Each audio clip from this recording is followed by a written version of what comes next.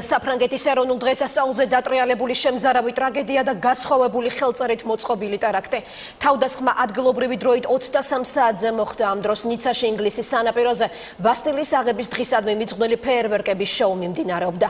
მუჰამედ ლეჰოუეჯ ბოულელი ეს არის ნიცაში მცხოვრები და კრიმინალური წარსულის მქონე იმ ტუნისელის სახელი და გვარი, რომელიც დიდი სიჩქარით მოძრავი სატვირთო მანქანით სანაპიროზე შეიჭრა და 2 კილომეტრის მანძილზე ათეულობით ადამიანს გადაუარა.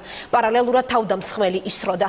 გავრცელებული ცნობით თავდასხმამდე დამნაშავემ პოლიციას უთხრა, რომ სანაპიროზე ნაყინის გასაყიდად იყო მისული. საფრანგეთის პრეზიდენტი ტერორიზმის წინააღმდეგ ბრძოლის კიდევ უფრო გაძლიერებას გეგმავს. ამ დრომდე მომხდარზე პასუხისმგებლობა არც ერთ ტერორისტულ ორგანიზაციას არ აუღია. ნიცის სისხლიანი 14 ივლისი ჩვენს რეპორტაჟში. სატვირთო ავტომობილის მძღოლი სანაპიროზე ადგილობრივი დროით 23 საათზე ჩნდება. ხალხის მასას უახლოვდება. თავდაპირველად ნელა მოძრაობს. მას მოტოციკლიანი მამაკაცი ედევნება, რომელიც ცდილობს აუხსნას მძღოლს, რომ სანაპირო გადაკეტილია. თავდაპირველად ვერავინ მიხვდა, რომ ის ამას გამიზნულად აკეთებდა. ამის შემდეგ მძღოლის სიჩქარეს უმატებს და გამიზნულად ეჯახება ადამიანებს. თავდამსხმელი თეთრი სატვირთო ავტომობილით 2 კილომეტრის გავლას ახერხებს. ის შეიარაღებულია. ადამიანების მიმართულებით ცეცხლს ხსნის. რამდენიმე წუთში ადგილზე პოლიცია მიდის. ორმხრივი სროლის დროს სამართალდამცველები თავდამსხმელს კლავენ. ეს ნიცის ისტორიაში ყველაზე სისხლიანი ღამის რეკონსტრუქციაა. რამდენიმე წუთში სადღესასწაულოდ მორთული ქუჩები ცხედრებით გაივსო. ფეიერვერკის ნაცვლად ისმოდა სასწრაფო დახმარების ავტომობილების საყვირისხმა. 84 ადამიანი დაიღუპა, მათგან 10 ბავშვი. საავადმყოფოებში ამ დროისთვის 188 ადამიანია გადაყვანილი, მათგან 50 ბავშვია. ამ წუთებში სიკვდილსიცოცხლის ზღვარზე 50-მდე ადამიანი იმყოფება, კიდევ 25 რეანიმაციულ განყოფილებაშია. დაშავებულები პრეზიდენტმა ოლანდმა მოინახულა, რომელიც დღეს შინაგან საქმეთა და პრემიერ-მინისტრებთან ერთად ნიცაშია.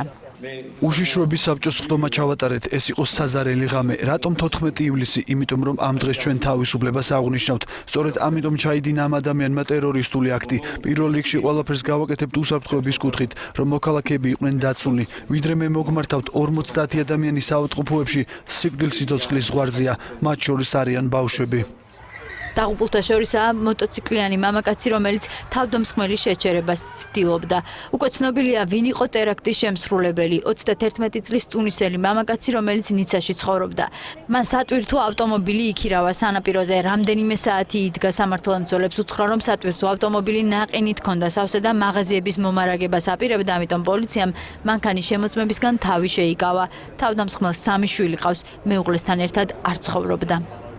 საფრანგეთში ბოლო 24 საათის განმავლობაში 3 უშიშროების საბჭოს ხდომა ჩატარდა, მათ შორის ბოლო ნიცაში. პრეზიდენტის და მინისტრების გადაწყვეტილებით ქვეყანაში საგანგებო მდგომარეობა, რომელიც 26 ივლისს უნდა დასრულებულიყო, 3 თვით ისევ გახანგრძლივდა.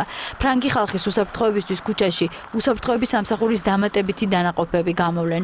მთავრობაში ამბობენ, რომ ტერორიზმთან საომარ მდგომარეობაში არიან. საფრანგეთს კიდევ ერთხელ დაარტყეს 14 ივლისს ჩვენს ეროვნულ დღესასწაულზე. მას სურდათ ერთიანობის იდეაზე მიეყენებინათ დარტყმა. ჩვენი პასუხი არის ღირსება და ერთიანობა. საფრანგეთმა უნდა ისწავლოს ტერორიზმთან ერთად ცხოვრება. მთავრობის გადაწყვეტილებით ქვეყანაში 3დღიანი გლოვა გამოცხადდა. უსამძიმრებთ თითოეულ გარდაცვლილ ოჯახს. ჩვენ ყველაფერს გავაკეთებთ მათ დასახმარებლად. საფრანგეთში 3დღიანი გლოვა გამოცხადდა. ქვეყნის მასშტაბით დაშვებულია დროშები. გადაიდო ყველა გასართობი ღონისძიება. ნიცის ქუჩებში კი დღეს მხოლოდ სამართალდამცველებით განან.